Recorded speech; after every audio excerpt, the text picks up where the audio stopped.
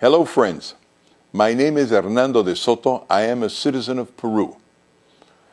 Elections have taken place, and everybody respects the results of those elections. Donald Trump is the new President of the United States. We have a special message for President Trump and the way that your country has decided to deal with the problems that are faced on a global scale. There's no doubt that things are not working out globally.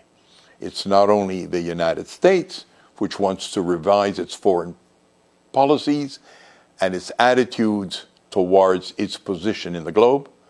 It's also obviously Britain. It's also obviously the former Soviet Union countries, anti-Western universalism. It's also new tribal associations in Africa. It is also liberation theology in Latin America. It is also Islamic movements in the Middle East. The world obviously wants to come together, but in a different way. What I'm trying to point out now in this short message is that there should be a special attention from you to Peru for one simple reason, that in the last 40 years, one of the questions that most afflicts you, one of the issues that you're most sensitive to, is terrorism. And we are the only country for the last 40 years that beat terrorism in record time, a terrorism at least the size of Colombia's, considered by your own State Department as one of the worst phenomena of the 20th century, comparing it with Hitler's Germany, comparing with Pol Pot in Cambodia, when we defeated the Shining Path. And we defeated them, peacefully putting their leaders into jail, and without using 1 cent from you. Free. And the way we did it is by following a strategy that we actually copied from your 19th century, which is basically dealing with poor people, empowering them, bringing them into the market. And what your government at that time did for us in the early 90s is welcome the idea and support us internationally, and that made the whole difference. So here is what occurred. We are different because we're a success story. And that success story has already begun to be recognized in the press internationally. It's a first-page article in the Wall Street Journal Review. It says how what we did in Peru can actually be applied to the Islamic State.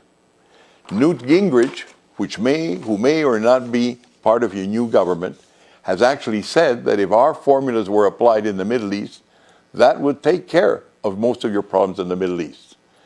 This is the European Union, and they've been bringing out laws that reflect how we did the victory in Peru.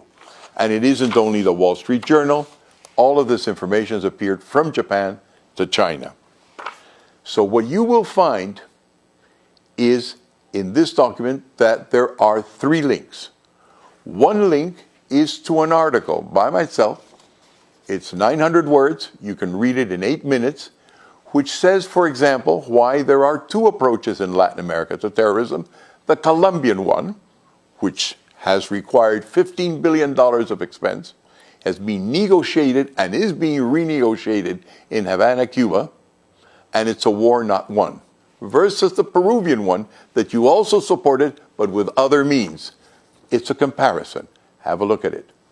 The second thing that you will see in the link is a short story of 30 pages, if you've got that amount of time, to see what it is we did, not with your monetary support, but with your encouragement and your foreign policy support in Peru to defeat terrorism, what you have not been able to do in the last 30 years, nor in Central Asia, nor in the Middle East. Here it is in English, with pictures, with references, and with the bibliography. The third link that you will see is a short documentary that, if you don't have the time to read those 30 pages, I hope to be able to, in 15 minutes, be able to show you how the war was won and what your government and what your White House actually did that led us to victory and that you could again repeat. Why am I doing all of this? Well, I'm a Peruvian. I want you to know that we are successful, that you have taught us a lot of things. But if there's one thing we can teach you, is how to win a war against terrorism. Because we've done it without spending and losing $2 trillion so far in the Mediterranean and in Central Asia.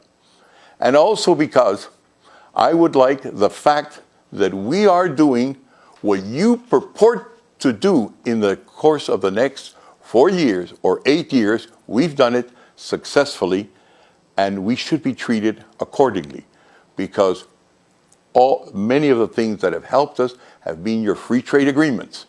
Many of the things that have helped us have been your bilateral investment treaties with Peru, and we need to make sure that they're adjusted, if they're to be adjusted, to also help our poor, so that the peace and the victory against terrorism that we carried out in Peru is sustainable and becomes an example for the rest of the world. Thank you for your attention, my American and my European friends.